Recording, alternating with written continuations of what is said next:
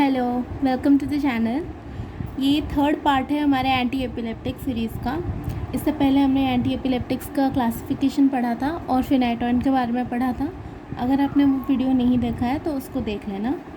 अभी आज पढ़ते हैं कार्बामेज़ेपिन के बारे में। कार्बामेज़ेपिन इम्यूनोस्टिल्बिन ग्रुप में आता है। अगर आपको क्लासिफिकेशन याद होगा तो एंटी एपिलेप्टिक्स में जो इम्यूनोस्टिल्बिन वाला ग्रुप है उसके अंडर कार्बामेज़ेपिन आता है और ये मोस्ट वाइडली यूज्ड है। फ़िलहाल एंटी एपिलेप्टिक्स में मोस्ट वाइडली यूज्ड कार्बामेज़ेपिन ही है। तो आपको इसका फर्स्ट पॉइंट यही लिखना है कि इम्यूनोस्टिल्बिन ग्रुप में आता है। फिर सेकंड में इसके मैकेनिज्म ऑफ एक्शन के बारे में बात करेंगे। तो मैंने तभी बताया था कि फिनाइटोइन और कार्बामेज़ेपिन दोनों ही सोडियम चैनल ब्लॉकर्स हैं। तो आप वही चीज़ यहाँ पे मेंशन कर देना कि सोडियम चैनल ब्लॉकर है। और मैंने आपको फिनाइटोइन वाले वीडियो में बताया था सोडियम चैनल ब्लॉकर मतलब जो इनएक्टिवेटेड स्टेट होता है सोडियम चैनल्स का उसको ये प्रोलॉन्ग करता है। 3 स्टेज होता है, एक होता है रेस्टिंग, एक होता है एक्टिवेटेड और तीसरा है इनएक्टिवेटेड। तो ये प्रोलॉन्ग करेगा इनएक्टिवेटेड स्टेट को। अब इसके फार्माकोकाइनेटिक्स की बात करेंगे तो इसका भी ओरल एब्जॉर्प्शन स्लो है, वेरिएबल है क्योंकि वाटर सॉल्युबिलिटी इसमें बहुत ही कम है और 75% बाउंड टू प्लाज्मा प्रोटीन्स। फिनाइटोइन अगर आपको याद होगा तो वो 90% बाउंड था। अभी मेटाबॉलिज्म में इसके 2 फेज, एक तो पहला तो ऑक्सीडेशन हो जाएगा, सेकंड में हाइड्रोक्सिलेशन कॉन्जुगेशन होगा। तो अगर जब ऑक्सीडेशन होगा ना तो वो एक्टिव मेटाबोलाइट फॉर्म करेगा। आप चाहो तो एक्टिव मेटाबोलाइट का नाम भी याद कर सकते हो जो कि है 10-11 इपॉक्सी कार्बामेज़ेपिन। नहीं भी याद करते तो कोई दिक्कत नहीं। और अगर हाइड्रोक्सिलेशन या कॉन्जुगेशन होता है ना तो वो कन्वर्ट हो जाएगा इनएक्टिव मेटाबोलाइट में। तो एक ये पॉइंट है, इसको ध्यान देना। एक्सक्रीशन की बात करेंगे तो इसका टी हाफ जो है ना वो 20 to 40 आवर्स ही होता है, लेकिन क्योंकि इसका ऑटो इंडक्शन मैकेनिज्म है, मतलब एक खुद के मेटाबॉलिज्म को इंड्यूस करता है, ऑटो इंडक्शन, इसलिए वो थोड़े टाइम बाद इसका जो टी हाफ है वो 10 to 20 आवर्स हो जाता है, रिड्यूस हो जाता है हाफ। तो हो गया। साइड इफ़ेक्ट्स में आएंगे तो इसके साइड इफ़ेक्ट्स में सबसे पहला चीज़ जो आप लिखोगे वो है डोज रिलेटेड न्यूरोटॉक्सिसिटी। मतलब डोज के हिसाब से इसका जो टॉक्सिसिटी है, इसका जो साइड इफ़ेक्ट्स है वो वैरी करता है। सबसे पहले अगर हम कम डोज में देंगे या थेराप्यूटिक डोज में देंगे तो कुछ नॉर्मल से साइड इफ़ेक्ट्स जैसे नोज़िया, वॉमिटिंग हो गया, सेडेशन हो गया, कभी कभी अटैक्सिया और वर्टिगो। मैंने कहा था कि अटैक्सिया, वर्टिगो, निस्टैग्मस ये सब आपको जहाँ पे देखने को मिलेगा समझ जाना कि वहाँ पे हम थेराप्यूटिक ड्रग मॉनिटरिंग करते हैं, मतलब डोज एडजस्टमेंट ज़रूरी है।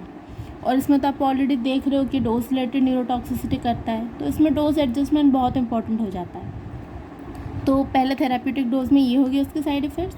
फिर जब डोज हम थोड़ा सा बढ़ाते हैं तब उसके साइड इफ़ेक्ट्स में डायरिया, सीजर्स वर्सन करने लगेंगे। जो यहाँ पे था वो सब वर्सन होने लगेगा। और अगर इसका इंटॉक्सिकेशन हो गया, थोड़ा सा और बढ़ा दिए कि टॉक्सिक हो गया, तो that can lead two comma, convulsions और कार्डियोवैस्कुलर सिस्टम का कोलैप्स, वो सब। अब इसके कुछ कॉमन साइड इफ़ेक्ट्स या जनरल जो आपको याद करना है उसके लिए मैंने निमोनिक बनाया है हेड्स। आप उसको दूसरे तरीके से भी याद कर सकते हो। सबसे पहले इसका एक पॉइंट याद रखना कि ये जो है ना ये ADH का सिक्रेशन को बढ़ा देता है। SIADH, syndrome of inappropriate ADH, मतलब ज़्यादा से ज़्यादा ADH सिक्रीट होगा। तो ADH का काम क्या है, वो वाटर को रीअब्जॉर्ब कर देता है। वाटर को रीअब्जॉर्ब करेगा मतलब, तो इसका काम हमारे ब्लड प्रेशर रेगुलेशन में और ऑस्मो रेगुलेशन में आता है। तो अगर ADH इनअप्रोप्रिएटली सिक्रीट होगा तो that will lead to hyponatremia. ये इसका एक बहुत इंपॉर्टेंट साइड इफ़ेक्ट है, आपको इसको कैसे भी करके याद रखना है, हाइपोनेट्रेमिया। और दूसरा H से है कि hyper sensitivity reactions. Hyper sensitivity में आप फिर से वही रैशेस और ल्यूपस लाइक रिएक्शंस वो सब मेंशन कर सकते हो। दूसरा है E से योसिनोफिलिया। आप इसको E से योसिनोफिलिया ना याद करके भी हाइपर सेंसिटिविटी से योसिनोफिलिया याद कर सकते हो, क्योंकि जो हाइपर सेंसिटिव 1 रिएक्शन होता है उसमें योसिनोफिल सी मेजर सेल्स होते हैं और योसिनोफिलिया जनरली एलर्जी से उस समय देखने को मिलता है। फिर A से है एग्रेनुलोसाइटोसिस। ये भी आप हाइपर सेंसिटिविटी से ही याद कर सकते हो। दूसरा A से है एप्लास्टिक अनीमिया। फिनाइटोन में जो एनीमिया होता है वो होता है मेगालोब्लास्टिक एनीमिया, और यहाँ पे जो एनीमिया होता है वो होता है एप्लास्टिक एनीमिया। इस पॉइंट को ध्यान रखना कि दोनों में एनीमिया होता है, पर इसमें एप्लास्टिक एनीमिया होता है और फिनाइटोन में मेगालोब्लास्टिक एनीमिया। एस से आ जाएंगे स्प्लीनोमेगाली में, और साथ ही स्टीवन जॉनसन सिंड्रोम।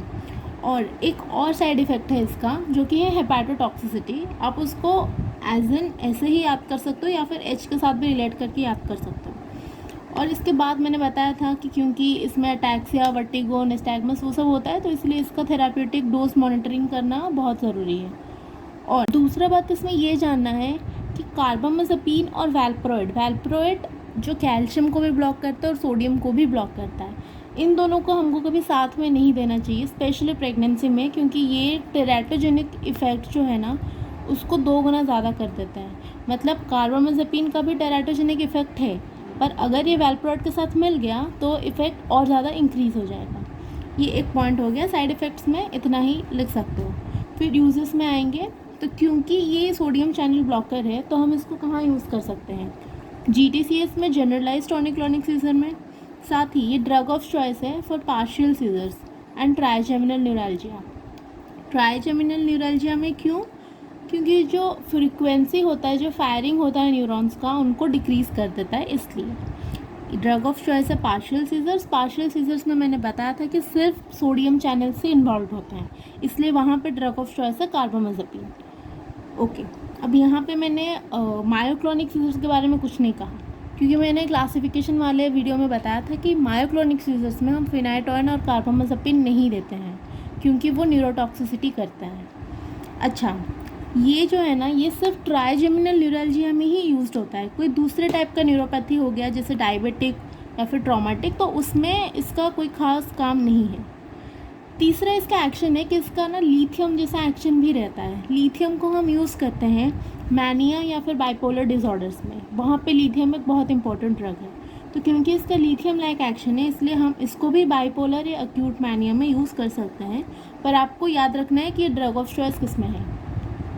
अब आ जाएंगे इंटरेक्शंस पे, जैसे कि फिनाइटोन भी एंजाइम इंड्यूसर था, ये भी एक एंजाइम इंड्यूसर है। एंजाइम इंड्यूसर है मतलब ये मेटाबॉलिज्म को स्पीड अप कर देगा।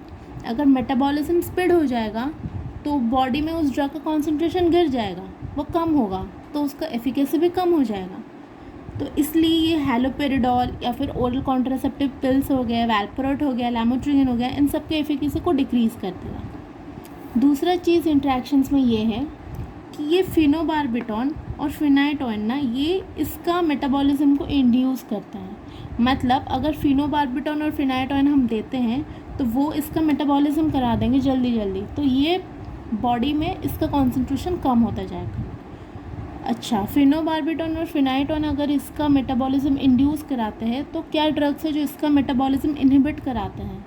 वो है एरिथ्रोमाइसिन, फ्लुओक्सेटिन और आइसोनियाजाइड। ठीक है, ये तीनों ड्रग एरिथ्रोमाइसिन, फ्लुओक्सेटिन और आइसोनियाजाइड ये कार्बामेज़ेपिन का मेटाबॉलिज्म को इनहिबिट कराते हैं।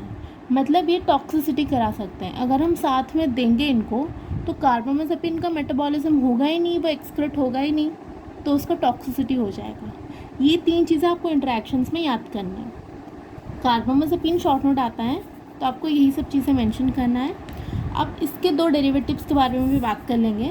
पहला है ऑक्स कार्बाज़ेपिन और दूसरा है एस्ली कार्बाज़ेपिन। इनके बारे में ज़्यादा जानने की ज़रूरत नहीं है, बस 2-3 लाइन्स ही है जो बहुत इंपॉर्टेंट है और जो वाइवा वगैरह में पूछ सकते हैं, तो इसलिए मैं बता देती हूँ। ऑक्स कार्बाज़ेपिन जो है ना वो कीटो एनालॉग है, वो कार्बाज़ेपिन का कीटो एनालॉग है। और इसमें ख़ास बात ये है कि जैसे मैंने बताया था कार्बामेज़ेपिन में हेपाटोटॉक्सिसिटी एक बहुत इंपॉर्टेंट साइड इफ़ेक्ट है, तो उसको ऑक्स कार्बाज़ेपिन में हमने बैलेंस कर दिया कि इसमें हेपाटोटॉक्सिसिटी नहीं होता है, रिस्क बहुत कम हो जाता है।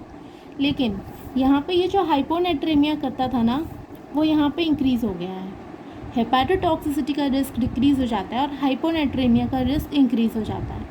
ओवरऑल बाकी जो डोज रिलेटेड न्यूरोटॉक्सिसिटी ये सब उतने होते नहीं है, तो ये बेटर टॉलरेटेड है, लेकिन ये लेस पोटेंट है, 1 to 1.5 टाइम्स लेस पोटेंट है दैन कार्बामेज़ेपिन। अब इसमें दूसरा जो ड्रग है वो है एस्ली कार्बाज़ेपिन। एस्ली कार्बाज़ेपिन एक प्रोड्रग एनांशियोमर है, एस एनांशियोमर है ऑक्स कार्बाज़ेपिन का। ठीक है, ध्यान रखना कि एस्लीकार्बाज़ेपिन प्रोड्रग नहीं है कार्बामाज़ेपिन का, वो प्रोड्रग है ऑक्सकार्बाज़ेपिन का।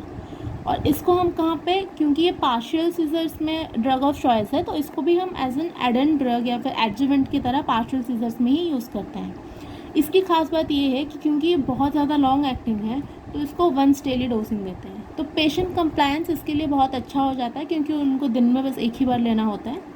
तो this is all about carbamazepine, eslicarbazepine और ऑक्सकार्बाज़ेपिन। अगर आपको वीडियो अच्छा लगा हो तो प्लीज़ लाइक करना, शेयर करना फ्रेंड्स के साथ, सब्सक्राइब करना चैनल को।